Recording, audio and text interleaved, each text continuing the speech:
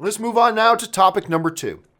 And the second topic today comes to us from Jillianne Doyle, who writes, "So far, my favorite film of the year is Mission Impossible Fallout. I was wondering if you saw that it just became the biggest box office success in Tom Cruise's career. Considering all of the iconic films Cruise has done, how big of a deal is it that Fallout is his highest?" And yep, you're absolutely right, Jillian. It is the biggest box office success of all time for Tom Cruise's career. And it's weird. When you think of a film star like Tom Cruise, you would think that maybe one of his films would be one of the billion-dollar films. But they're not. But Fallout crosses the $700 million mark safely and is now the biggest box office success of his career. Actually, it's funny because of his top 5 box office movies, 4 of them are from the Mission Impossible franchise. So Mission Impossible Fallout is now officially the biggest box office success of Tom Cruise's career with $726 million, followed by another Mission Impossible movie, Ghost Protocol, that made $649 million. Then another Mission Impossible movie, Rogue Nation, that came in at $682 million. Followed by War of the Worlds, directed by Steven Spielberg, for $591 million.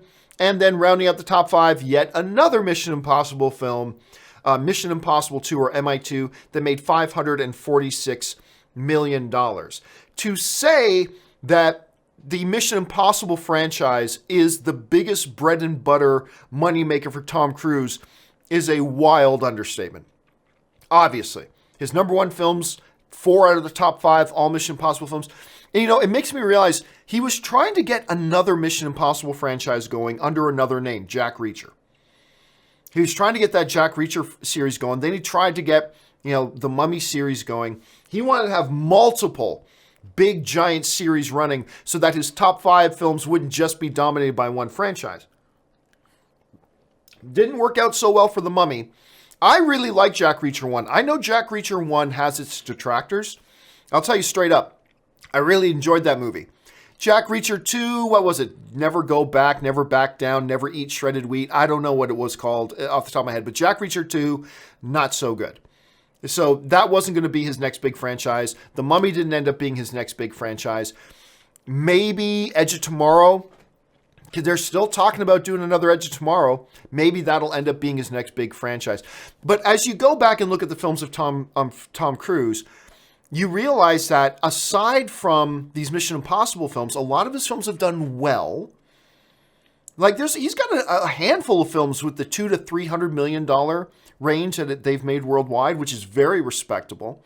But it is funny that when I first heard that Fallout was his biggest film ever, it surprised me a little bit, because you think of Tom Cruise as one of and he is, one of the truly biggest, most legit movie stars there's ever been in the business. So you just think that maybe 700-something million wouldn't be his biggest, but there it is. And obviously his bread and butter is Mission Impossible. And you're damn right, we're going to end up seeing a third, or I should say, yet another Mission Impossible film. There's no doubt about that at this point. So we're going to see another one, because he just keeps kicking them out. And even at his age, he still shows that he's got it. He is as good of an action star today as he has ever been. I will argue that till I'm blue in the face. At his age, approaching 60, he is as good of an action star today as he has ever been. And not just because he does these crazy stunts, not just because he does his own stunt work, not because he's hanging off the sides of planes, not because he's doing these halo jumps at night. No, because on screen, he's still believable in the role. Maybe more believable today in these action roles than he's ever been. So good on him. And Tom, keep cranking him out. All right, let's move on now to our third.